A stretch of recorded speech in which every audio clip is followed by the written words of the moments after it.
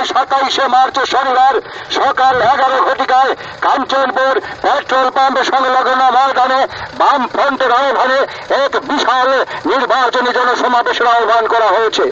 উক্ত নির্বাচনী জনসমাবেশে প্রধান বক্তা হিসেবে উপস্থিত থাকবেন সিপিআইএম পলিট ব্যুরো রান্না করা সদস্য তথা আমাদের রাজ্যের সর্বজনশ্রদ্ধেয় বিরোধী দল নেতা কমরেড মানিক সরকার। উক্ত নির্বাচনী জনসমাবেশে জাতি ধর্ম বর্ণ চলুন ময়দান চলুন, চলুন চলুন ময়দান চলুন। আগামী 27 মার্চের অভিযান কাঞ্চনপুরের পেট্রোল পাম্প সংলগ্ন ময়দান। আগামী 27 মার্চের অভিযান কাঞ্চনপুরের পেট্রোল পাম্প সংলগ্ন ময়দান। শ্রদ্ধেয় গণতন্ত্রপ্রিয় এলাকাবাসী, শ্রদ্ধেয় গণতন্ত্রপ্রিয় এলাকাবাসী, আসন্ন স্বশাসিত জেলা পরিষদের সাধারণ নির্বাচন মানিক সরকার, রাজ্যের মাননীয় মুখ্যমন্ত্রী মানিক সরকার, তাকে জানাই আমরা স্বাগতম।